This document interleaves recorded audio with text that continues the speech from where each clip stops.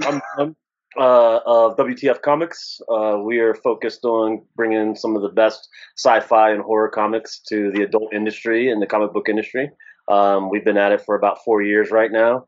Really starting to hit our stride. Long-term goals is to have an animation studio with our original ideas, and me and Jack have been friends for almost 20 years now, doing film, comic books, animation, music, you name it. This is my guy when it comes to creative stuff. And right now our endeavor is what the fuck comics. And yeah, I'm Jack Eagen, and I guess technically I'm CEO and editor in chief. And so I hunt down new talent and keep everybody on track, try to make sure the books get finished. And yeah, I guess we're one of those companies that like spawned out of the COVID era, you know, looking for something to do, I guess, maybe. That's cool that y'all are like headed to do animation, because I see so many comic books that the art style's already ready for animation. You just need to, I guess, animate it. Right. So cool. So what was y'all's first book, or what book do y'all have out now? The first book was Hourglass, and I kind of, Jack's got an official title for the company. My official title of the company is kind of like idea creator. COO is what it was, right? Right. It's really just like a story designer. I'm really good at coming up with story arcs and the dialogue that goes into stuff. Previously a screenwriter, so really good with helping the pieces that might have holes or feel stuck in a story really be conducive. So I came up with this storyline during COVID where what would happen if somebody used powers and they aged in reverse. So we had an old man and a young child who both by the mysticism of the universe come upon powers that are unlocked within them, and when they utilize those powers, they start to age in reverse, and they're both drawn towards each other to do battle. So Hourglass is just a story of what's supposed to take place within an hour, where these two roles have to come together to meet, and that's our first book. Is it like a trade, or is it a single issue? It's a trilogy. Is it complete? Yeah, the story arc is complete. The last book is being finalized. Sweet. So yeah, it's basically a 3-issue miniseries that we've got the second issues lettered and everything. We released the first issue, and then we like sort of restructured how we wanted to release things. We kind of hit this wall of like, yeah, as creators, like we just want to release things as soon as they're done. But at the same time, as readers and as fans, like it's annoying if you have to wait a year to get like the next issue. And we're like, this is a trilogy. It's 3 issues, stories told, boom. So like we don't want to like make people wait forever. So we kind of decided to hold them back. And so we're finishing the 3rd issue, and then we'll release. Either we're gonna like time them out and then release them all together, kind of thing. So does and we are. Go ahead. I was just gonna say, and like we've been doing a lot of motion comic kind of samples with that particular book, so that's stuff that we're like I'm particularly excited about, at least to like show and like utilize, because it's just fun to see it like moving with music and sound. And so does the whole book take place within an hour, you said? Yeah, the idea is that the hourglass, that the time is relative, first of all, but that the commanding energy that's giving them powers for the time being, that everything takes place within that hour, while there are other things that are taking place within that hour as this this artifact called the hourglass is initiated. Yeah, it's not like everything you see in 3 issues happens in just one human hour, right? But there's, without trying to give too much away, yeah, there's an aspect outside of what humans would call an hour. Yeah, I like it. What do y'all have a website that people can pick y'all's books up at? Yeah, yeah. So like, if you go to WTFcomicbooks.com, obviously you can find out everything about us. And if you click on, books, and you're trying to buy something, it'll redirect you to our store through the Comics Wellspring online bookstore. So and the titles tab will take you there. That's right, titles. What book do y'all have out right now? Do y'all kickstart y'all's books? Yeah, so we kind of just use Kickstarter, honestly, as like a marketing tool to like launch the book when we're ready to like officially launch. And then from there, yeah, we sell through the store, and we exclusively print with Comics Wellspring, and that's why we actually chose their store system to sell through, because we're already printing with them, so we stock with them, and you can buy through their store. And we have like 3 books, I think, right now. They're up on the shop that we've just left there. But again, we've been sort of just not releasing new issues. We've not really been doing any of that because we've just sort of been quietly building a avalanche of stuff. It's like that closet. Like once it opens, it's just going to kind of, there's no putting it back. Black Alpha. What is that one about? Black Alpha is an original brainchild of Tom Rash, who works with us pretty exclusively right now as well. He's a former Marvel artist. It is about a universe, a hero, a champion in a universe is far, far away. And as he would say, it's kind of the combination of Star Wars meets Batman meets Star Trek all in one, wrapped up into a mini universe. Everything kind of is focused around these heroes that are called the Guardians that are there, and that they are fighting to keep the balance in the universe that's there. Most of the legacy Guardians have passed away, and most of the current the current ones that are still alive are very few and far between, and so everything hinges in this universe on their next actions and roles. Sweet. And Miserable Monsters? That's like I guess that's my love child or whatever. It's like so I had all these ideas I wanted to do and a direction I wanted to go, and I kind of wanted to be able to like get things out on the page quickly. And I've just sort of looked around. It was genuinely one of those things where we were like, we don't have any monster books of all our titles that we've got lined up for the next couple of years or whatever. We literally had no monster books.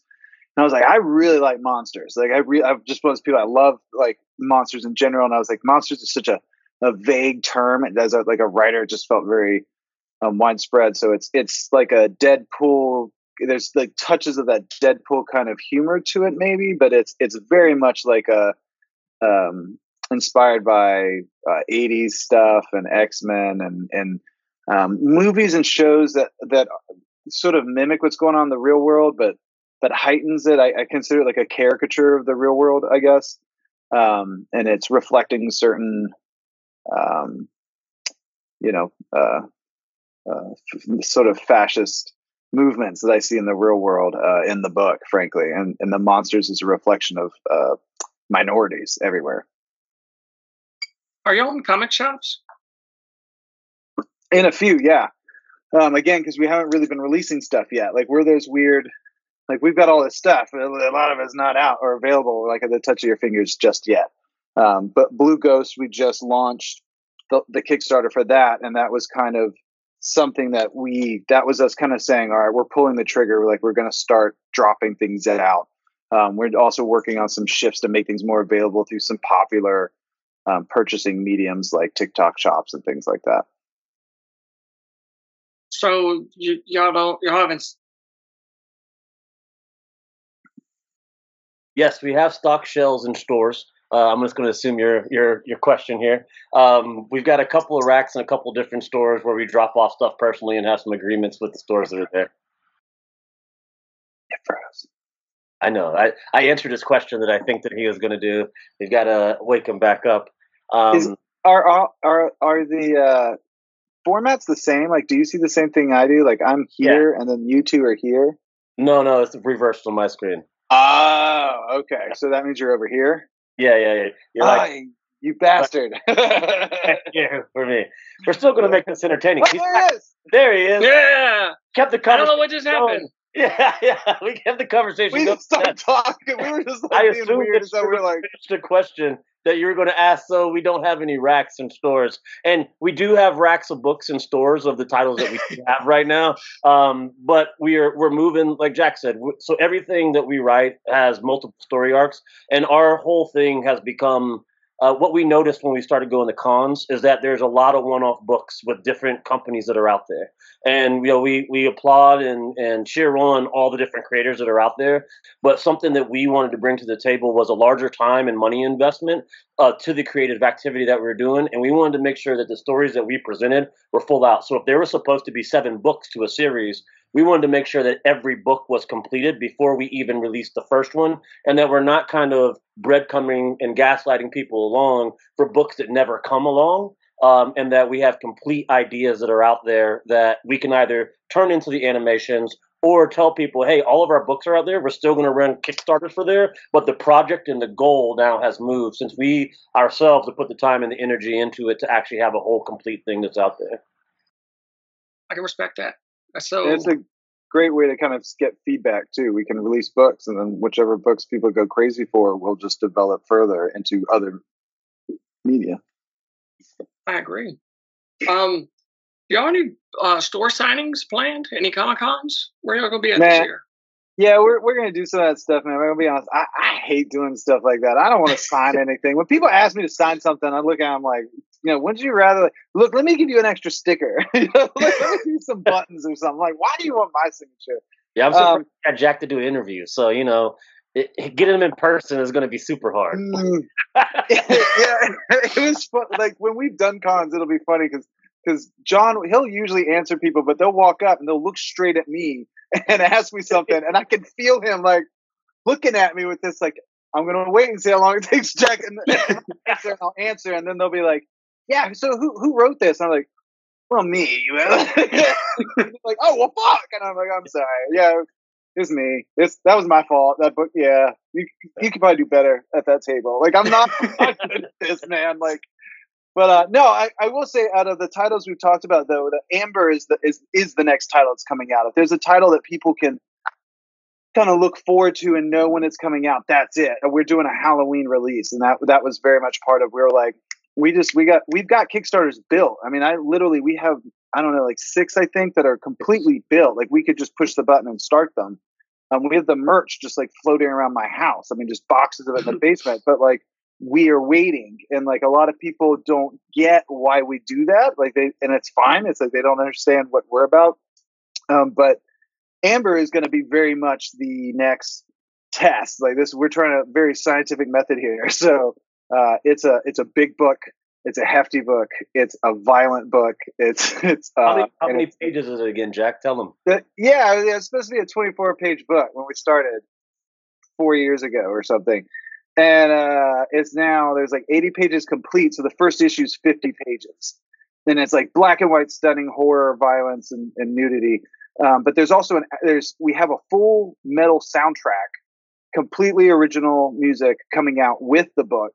And then we also have another album from another metal artist that's basically a featured artist that's just giving us access to a certain number of copies of downloads for our fans. So there's basically going to be a whole lot of like music and animation stuff and bonus digital content with this book. Not just big, beautiful books, but also big, beautiful books. Y'all have a very kick-ass and solid plan for the last 4 years. Like, y'all really got your shit together. You know? Yeah. I have nothing to do. No, I'm kidding. No, I'm actually busy as hell. That's the funny part, is I have no free time, but this is what I do with my free time. Sweet. Free time. But yeah. When is the animation going to kick off? So it's really about being able to utilize the books to build the right kind of crowd. And once we have a certain amount of what we like to call fanatical fans that are kind of backing us, edging us on, and living for the next time we create a story, then we can start getting into the Kickstarters of finding the right artist. It's really about the feature of the artist while we write the storylines the right way. And then being able to say, hey, we want to get into a Kickstarter for 5 minutes of the animation. This is the goalpost. We've got, 5,000, 10,000 followers. If you all contribute something, we want to have honorable mentions for everybody that helps us out. We're going to be able to get to the next chapter of what this looks like. And that's when we'll launch the company WTF, which is going to be, what the fuck animations. And we're focused on making that happen. Probably within this next year. We've already kind of been doing the research. putting numbers to the paper. What is it going to really take to have a studio? What does that look like in North Carolina, South Carolina, or Georgia? Where are we going to be based out of for the tax incentives and all that kind of stuff to really educate ourselves? I have some familiarity with animation. We really need to bring on somebody who has the specialty in being able to do the type of 2D hand-drawn animation that we want to represent our craft, and is ready to pair off with us to help bring our stories to light. So those are kind of the next steps that we need to land before we can take that leap. What social media are you? I was just going to say, we have some other like long form, just motion comic stuff that we're also going to try.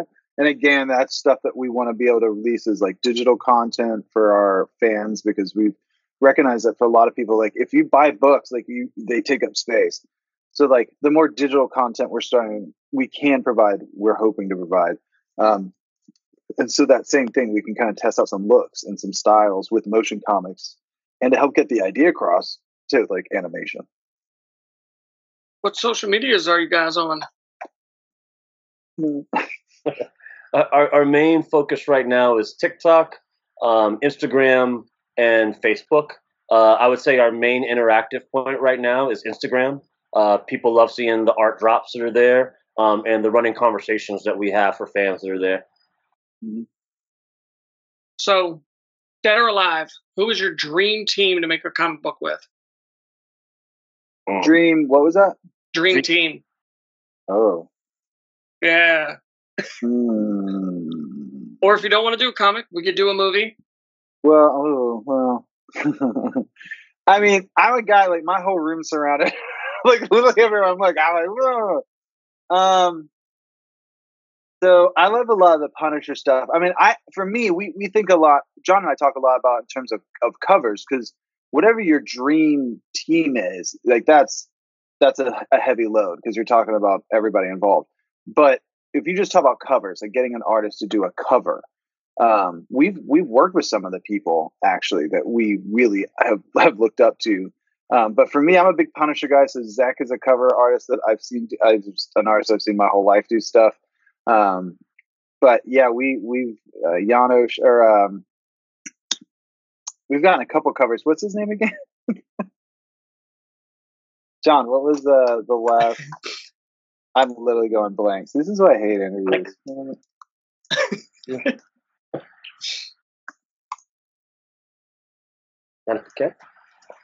Yeah, that one. And hold on. Yeah, so we've like Yannick Paquette, and like I mean we've worked with a lot of people.